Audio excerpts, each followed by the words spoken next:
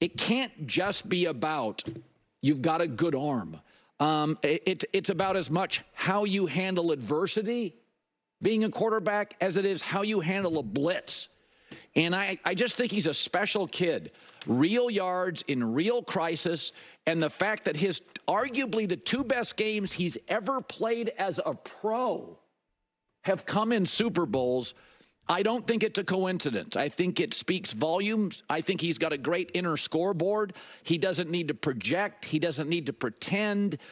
He's just such a perfect temperament as this sport. And think about Philadelphia, one of the loudest, most relentless, toughest, most demanding medias in the country.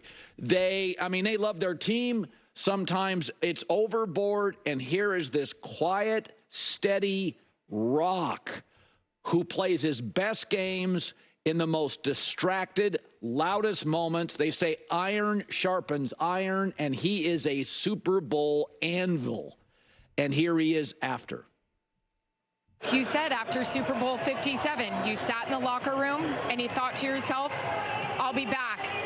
You got back, and now you're a champion. How does that feel? Well, personally, myself, I've just been able to use every experience and learn from it. The good, the bad, all of it, using it as fuel to pursue my own greatness. And I think I couldn't do any of these things without the guys around me. You know, we had a special group this year. We were able to learn from the past and get some nice new pieces and get over that hump. There were times he felt like the adult in the room, not the head coach, which is why this team, and we've noted this several times, they're kind of hard to get your arms around. You got position coaches firing back at the head coach, but the adult in the room, it's the young quarterback. That's what it feels like. And that's not a shot at Sirianni. He's just highly emotional. Oh, Colin. It's hard to get your arms around. No, just because you had trouble getting your arms around it doesn't mean that it's hard for everyone else. Because I'll tell you what, throughout this season, I obviously made a lot of Philadelphia Eagles videos, and there was nothing but constant and endless belief in this team. This was very much, I told you so, for the Philadelphia Eagles fans. That's what this season was all about. It was, I told you so. I told you so. Because it was doubt every single step. And I've defended the Eagles throughout the season. I've criticized them. I always like to look at everything from 360 degrees. No matter what, no matter how high I am about something, no matter how low, I always try to find the good, the bad, no matter what. I feel as though that keeps me honest, and that allows me then to kind of look at unpopular opinions, unpopular views, whatever it is. It gives me more freedom because I hold myself to that standard and that level of consistency. Not to mention, if I then bring up a concern, I feel like it also builds trust. Where the Philadelphia Eagles could be 16-0, and I could be like, yeah, that's awesome, but also this concerns me, and people aren't like, well, you're just being a hater. It's like, no, like, you know, like this is just how I operate. I like to talk about everything, and you know, or the opposite when things are going really bad. It's like, yeah, but what about this? And it's like, you can't say, oh, well, you're just, you know, pandering or being a homer, or, you know, whatever. It's just like, no, like let's look at everything. It's important to me. And truthfully, in any of the times that I did it for Philadelphia Eagles videos, they weren't having it. In terms of like any negatives. And you know, this has been one massive victory lap for the Philadelphia Eagles, for the fan base, etc. And we've obviously already unpacked this game so much, and now obviously Colin is off, and so now they're just playing the greatest hits, I suppose, the best of football for the herd, as I guess he's taking the time off and then moving to Chicago. I have a couple questions that I want to ask about Jalen Hurts and the Eagles, as well as some of the discussions, like how they kind of unfolded about this team and about this quarterback. And I just wonder Do you think Jalen Hurts moving forward will actually get the respect that he's deserved, that he's owed, that he deserves? It's not so clear to me he will, because you can still see how people are still trying to downplay what he's done. And the scope of this video is to not unpack all the things that he's done. I've already done that. I'm just now more interested in the narratives. And it's so fascinating to see everybody make sense how this team won. And the confusion around it, where they want to give praise to, where they want to take praise away from. Right? You had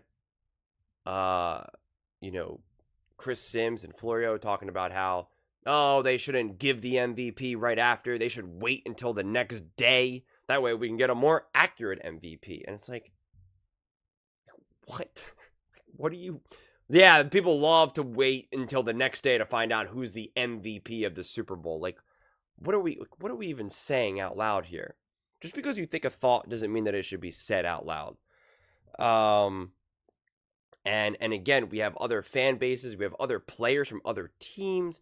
Someone in the comment section I was reading before, they're like, oh, lots of quarterbacks would have won this Super Bowl, not just Jalen Hurts. And it's like, you're saying that in a way that takes away what Jalen Hurts did for this team and what was asked of him.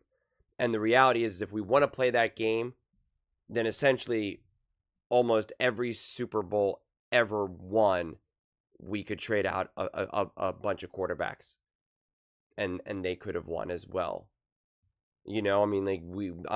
Tom Brady has, without a shadow of a doubt, won Super Bowls that we could have traded other quarterbacks. Patrick Mahomes, we could have traded, so when you're saying some of those things, they sound smarter than what they really are. And in that moment, it really takes away what Jalen Hurts did for this Super Bowl. We can have that conversation, but it can't be done in a sentence. Because I'm all for talking about, what if Josh Allen won the Super Bowl in 22 or something with the Kansas City Chiefs, or, what if Patrick Mahomes won the Super Bowl with the Philadelphia Eagles in 22, if he played for the Philadelphia Eagles, and if Jalen Hurts, like, I'm all for those conversations. Those conversations can be interesting, and they can help us get to the truth, to the root. My issue is that when I have those conversations, I'm talking about like special players. I'm talking about the Josh Allens of the world, the Mahomeses of the world. These other people are talking about like Dak Prescott, Baker Mayfield, Kirk Cousins. Like they're talking about other quarterbacks who have not shown to really be that special, to really make a massive, major difference. And that's insulting to the elevation of what Jalen Hurts has done for this team. Because then other people are like, well, this team was because of Saquon. And it's like, well, first off, the Philadelphia Eagles made it to the Super Bowl and almost won the Super Bowl without Saquon. So they didn't need Saquon. Saquon obviously was massive to this team. And the way how this team then was run and developed and designed and the identity created around, obviously when you have a player like Saquon, you're going to lean into that. But again, it's still done in a way to still take away from Jalen Hurts. And it's just kind of absurd. And there's so many quarterbacks who, no matter how great they are, no matter how many special moments they have, there's still plenty of moments where they fail to do exactly what the team needs them to do in a given moment, in a playoff game, in an important drive, whatever it is. And Jalen Hurts has risen to the occasion enough for him to get massive, massive credit and massive, massive benefit of the doubt. The way how I always look at these things, and I'm going to make a separate video about this sometime this week, is that there's all these different aspects to a quarterback. And to try to make this aspect really, really simple, I oftentimes talk about, can you come up big in a big moment? And I often say, like, listen, not even Tom Brady or Patrick Mahomes are 100%. Those quarterbacks could be like 8 out of 10, 9 out of 10. And then it just continues to kind of go lower and lower. Let's take a quarterback who's really not seen as all that special. Gardner Minshew. I guarantee you, 1 out of 10, 1 out of 20, he could absolutely ball out in a Super Bowl and play like unbelievably. But it's like 1 out of 20. Would he ever maybe get that chance? Maybe. Who knows? Maybe one time we know Philadelphia Eagles fans know Nick Foles got his chance. So you never know. You absolutely never know. And then it's this whole range. But the reality is that whole 1 out of 10, 2 out of 10, 9 out of 10 can be said for so many different categories within that of being a quarterback.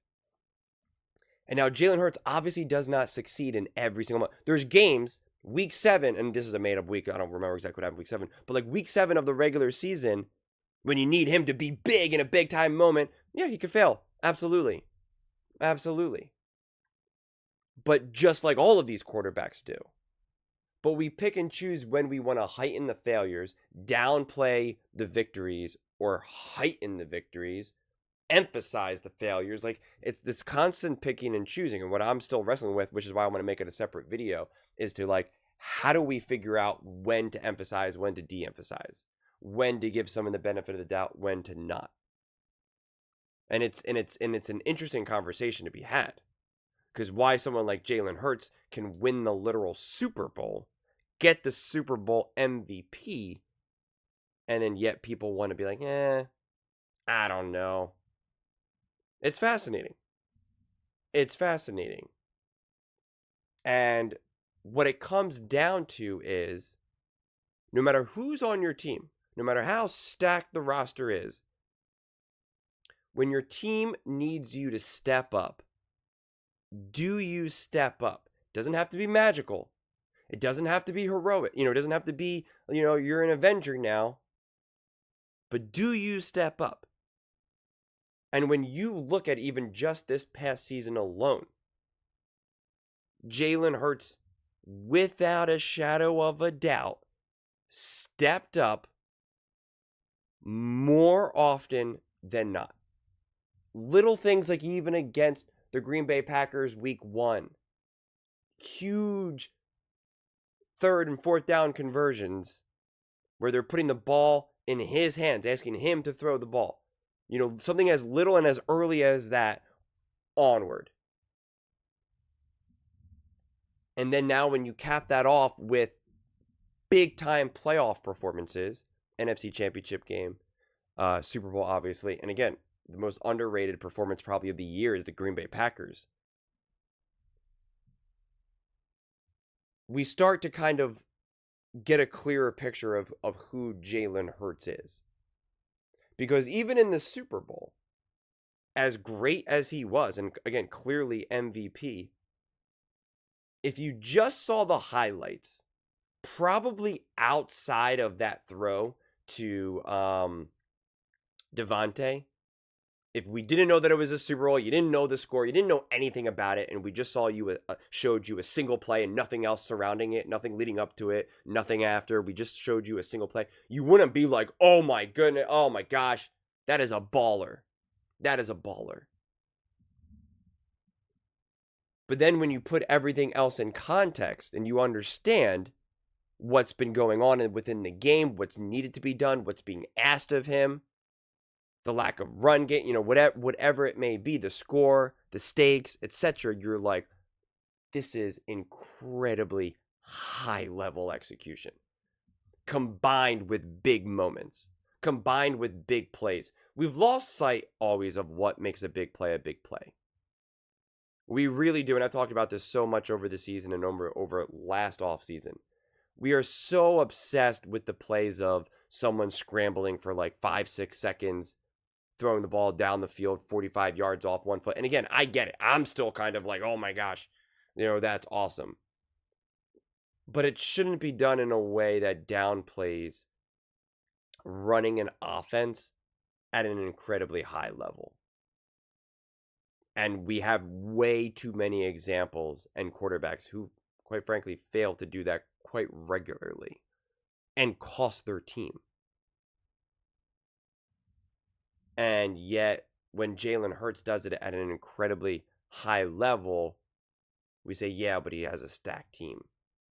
And that's something that I just will continue to be frustrated by and try to continue to find ways how to like show people that there's more to it. But it's difficult. It's not easy.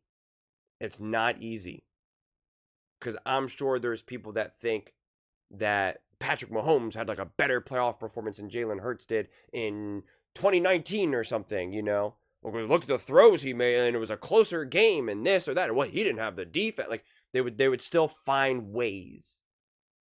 And it's just like it's just a fascinating phenomenon that I still can't I'm still trying to figure it out, honestly. I'm still trying to grasp why someone is so confident saying they'd rather have Baker Mayfield over Jalen Hurts. Why they would rather have Dak Prescott over Jalen Hurts. I'm fascinated by that. I really, really am. And that the belief that if you put Dak Prescott on this team, well, they would have won a Super Bowl. When that's truly based off of nothing. Like, literally nothing. There's no actual evidence. If anything, the evidence that we have is contrary to that. It's contrary to that. Same thing with Baker Mayfield. And that's not meant, this video is not meant to pull down other quarterbacks. It's really just like, why do we have such difficulty elevating Jalen Hurts or giving him the credit that he's due? That's what I keep, and that's my goal through this offseason, is to figure that out. Not just about Jalen Hurts, but just how we evaluate quarterbacks as a whole. And it's like, we have the time to do that now because we don't have to try to figure out, oh, okay, it's Wednesday. The Eagles are playing, the Giants on Sunday. A.J. Brown's banged up. What is the offense going to, like, we don't have to get lost in those thoughts anymore, in that analysis right now. So it kind of gives us a little bit more freedom to kind of just be like, all right. Because that's why I want to make sense of how this season unfolded, how everybody was so confident in their views, and now after the fact, after they win, all of that, seeing the conversations that are being had, comparing them, and then trying to figure, trying to make sense of this. Could you imagine if Jalen Hurts was sacked 6 times and threw, multiple picks and tried to escape pressure and then didn't and just got tackled for like a 1-yard gain? I mean, people would rip Jalen Hurts. And that's exactly what happened to Patrick Mahomes. If Patrick Mahomes if Jalen Hurts just played as good as Joe Burrow played in his Super Bowl, people would say he was, Jalen Hurts was the limiting factor. Heck, they still blamed Jalen Hurts for the Super Bowl loss in 22 because he fumbled. And it's fascinating. Like I said, I'm still trying to figure out, and it kind of haunts me, honestly. It really does. Because it's a knot that I haven't quite, unknotted, unraveled. And I'm just kind of like, how do we get there? Because to me, it's so obvious. I can watch a Dak Prescott put up better numbers. And outside of some of those garbage time numbers, which we know he does. But I can see him put up better numbers. I can see him have a game that just looking at it, you could be like, oh, that looks pretty cool. That was a nice throw or whatever. But I know to my core, Jalen Hurts is a better quarterback. And I'm trying to figure out how are the better ways to prove that and to verbalize that makes sense to the masses. That's what these next few months I'm going to be on my own little personal journey. And that's why I kind of want to drop some of this thought process out as I do so, to get the feedback from other people, and then to kind of have that, reintegrate until, help me solidify how to kind of do this. Which is why, like I said, I'm going to make a separate video unpacking about this with all of the quarterbacks. And kind of like a sneak peek of that would be something like this. We have Tua, 72% completion percentage. Jalen Hurts is 68. Patrick Mahomes is 67. Kirk Cousins, 60. Lamar Jackson, 66. Like, Geno Smith. I mean, like, Geno Smith, we got a quarterback right here who according to PFF, is top 9. And you're just kind of like, and here's Jalen Hurts at 18. And are you going to say that Geno Smith would have led the Philadelphia Eagles to the Super Bowl and win? No. And I'm trying to get to the bottom of all of that. I'm trying to get to the bottom of all of that. And I know it. And when I watch the game, I know it. And it's very obvious and clear to me. But how can we get it so it's just more obvious, and how can it be verbalized more easily? So we can start to put to bed so much of the nonsense that we constantly hear week after week after week, game after game after game, season after season after season. I don't know if I'll be able to figure it out, but I'm going to try. And if you guys want to help me, please do. But those are just my thoughts. I'd absolutely love to hear yours. What do you guys all think about Jalen Hurts and this Philadelphia Eagles team? What are your thoughts so far in essentially what I just, of everything that I said? I'm curious if you guys have any insights into this and how we can kind of, reach a stronger resolution with it. Let me know in the comments below. I read every single comment, so whether you agree with me or disagree with me, either way, let's get in some discussions. Let's get in some fights. But ultimately, let's just have some fun. And please do consider subscribing. We are building an amazing community here, and I absolutely love to see you part of it. I want to build something that we all genuinely feel connected to, something that we're really excited to be part of. I think we're well on our way to doing it. Please don't forget to give this video a thumbs up, as it really does help with the visibility and the algorithm. Thank you so much. See you next time.